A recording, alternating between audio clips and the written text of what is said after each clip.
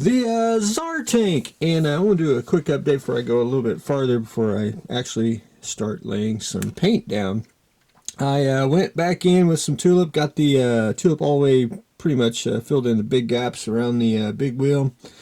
I took Mr. Dremel and tried to Dremel out most of the, basically it was a pour plug on some of the pieces, but the wheels are crooked, and I tried to get it smoothed out the best I can. Hopefully paint will hide it, but anyway, that's about one of the things I don't like about the kit. It's just crooked, and I smoothed it out and flat sanded everything I could on it, but hopefully the paint will should give it some new life. My other complaint on it is it's basically the parts broke here, and it's just, you know, it was so thin, and trying to get it fixed. It's on there pretty decent, but I think I'll put some paint.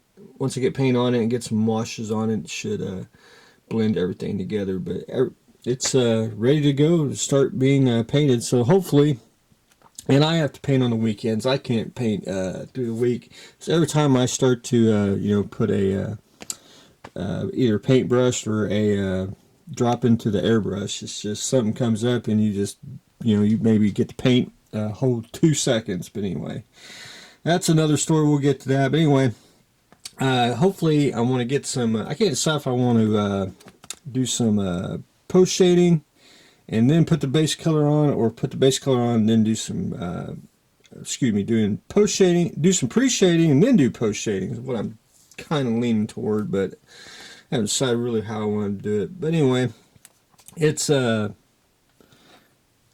ready to rock and roll, get some paint, get some life on it. So I'm looking forward to that. Painting is basically going to be the box art. Figure out it's like a Russian green, so I'm going to probably go with a Vallejo here on the Russian green, and I may probably add a little bit of the brown violet from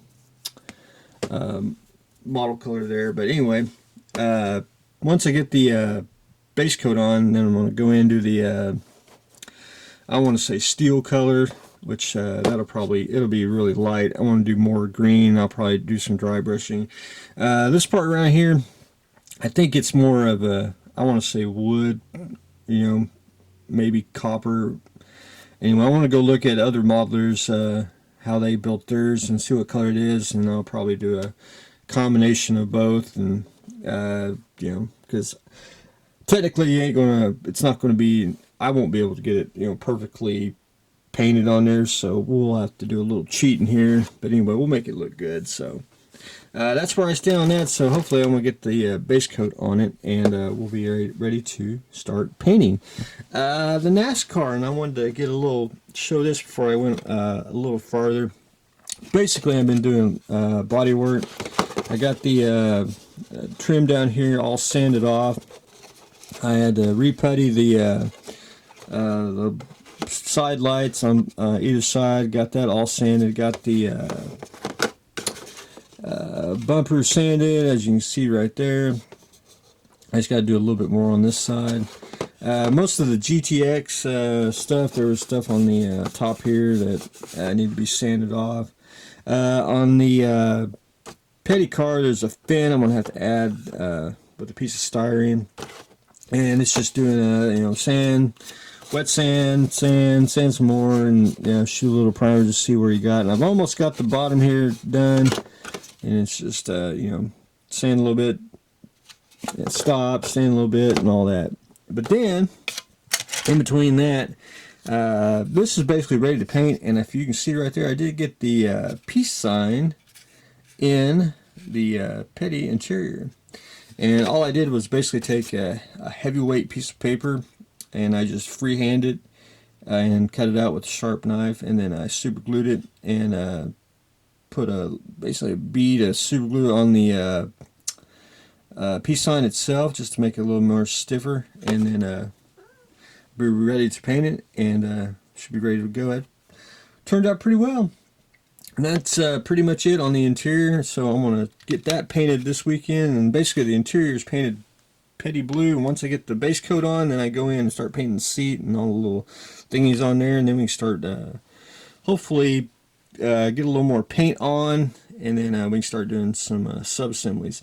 I did have to dig out, I had to try to find, I think most of Petty's car is Petty blue, but he's got darker blue shades, and I think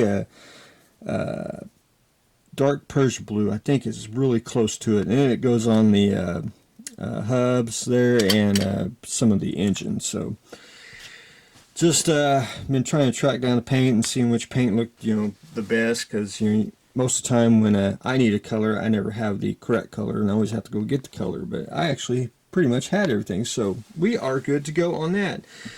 So that's where I stand on it. And up next for the build for others, another plane. We're going to do the A6 M3, which is called the Hamp. So I'm probably going to name it, I'm probably just going to call it the Hamp from now on. Tamiya kit, which should be fairly easy to put together and probably go pretty quickly. And Bill's going to ask, does it come with the pilot? And yes, it does, but we're not going to put it in there because we're going to keep with the motif of the pilotless aircraft. Anyway, that should be fun. I don't think I've ever. I built Japanese planes, but I don't know if I've actually built the Hamp here. So anyway, I want to probably start that probably Sunday, Monday, somewhere around there, and then we can start once I start getting everything painted and get the assembly line going, we'll be ready to rock and roll. And the assistant is probably wanting her noms. But anyway, that's what I've got going on today. The NASCAR taking shape, one little piece at a time. Getting ready to start to paint the Tsar tank, and we're going to start the Hamp. So stay tuned for the next exciting episode.